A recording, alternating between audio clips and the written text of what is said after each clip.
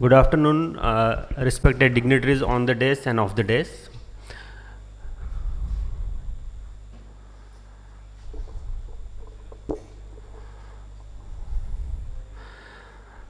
The ILM peeling, the first report of vitrectomy for treatment of macular hole was published way back in 1991 by Kelly and Vedal, after which 1997 McAmar published the first report of ILM peeling in cases of macular hole, and ever since then it's been widely accepted as a treatment by all the retina surgeons, mainly because it increases the closure of the macular hole and reduces the chances of reopening of macular hole.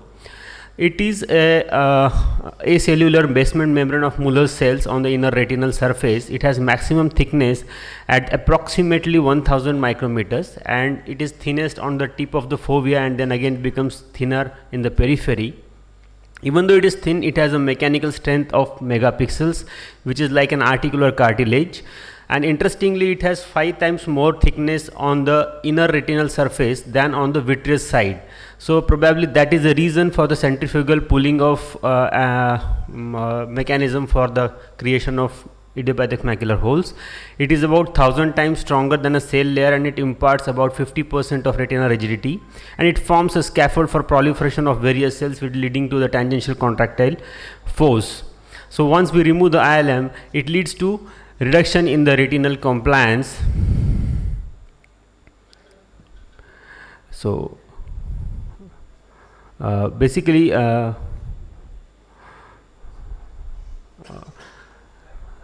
I is there a speaker? Overhead lights. How to raise the voice?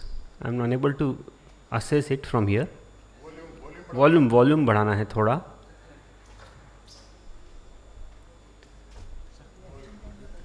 यहाँ से कैसे assess करूँगा मैं?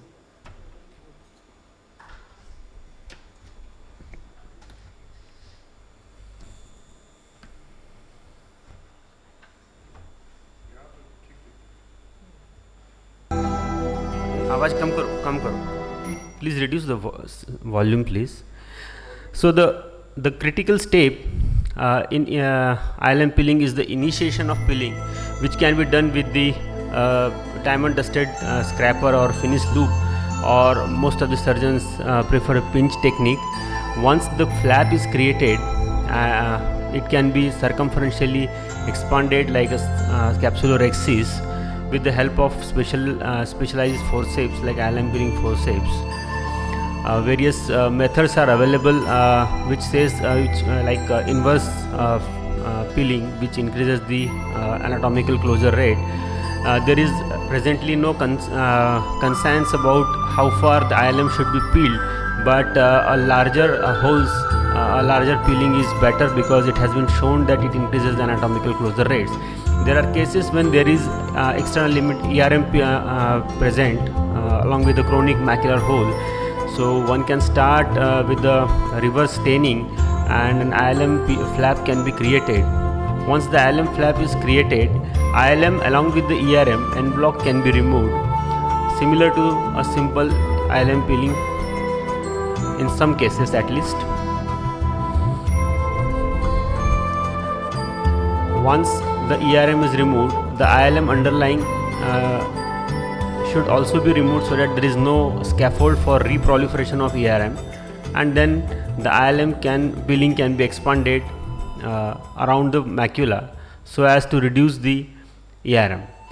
This type of patchy staining of ERM is typical, and sometimes these ERMs are very thickly adherent, so it's a good idea to start the peeling the stained ILM and slowly progress towards the macula.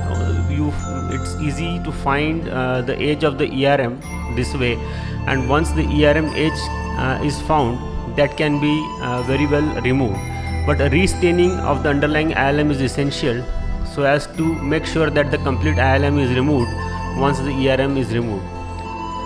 At times the whole of the posterior pole is having an adherent ERM, and also the cortical vitreous attached to it.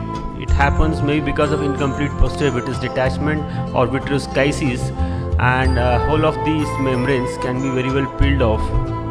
Again, restaining and assuring that there is no remnants of the ILM remain around the macula is important. In cases of the tractional retinal detachments, these membranes are very much adherent, and finding a right plane of separation is important, because otherwise it might lead to iatrogenic hole formations or bleedings. So again, the ILM peeling can be started, and once you get a edge of adherent vitreous and ERM complex, it can be gently peeled. So ILM peeling in these patients has again many benefits. It has been shown to have a less tangential force. So the ILM, once the ILM is peeled, the macular edema is also less, and once these membranes are removed along with the ILM, the reproliferation of ERM, which happens in quite a significant number of patients, can be reduced. Once you get the right plane, with this just with the forceps itself, we can remove whole of this thing. At times, with the tag is very much adherent, that can be trimmed with the help of advanced cutters, and we can have a attached macula. In cases where there is a retinal detachment with macular pucker, it is imperative that one should remove the epiretinal membrane before you settle the retina, because a lot of post-operative visual acuity depends on this thing, and once the silicone oil is there, this ERM proliferates even faster. So in these cases, the peeling should be away from the disc rather than circumferential. Once the ERM is removed around the macula, then ILM can be peeled and extended all around.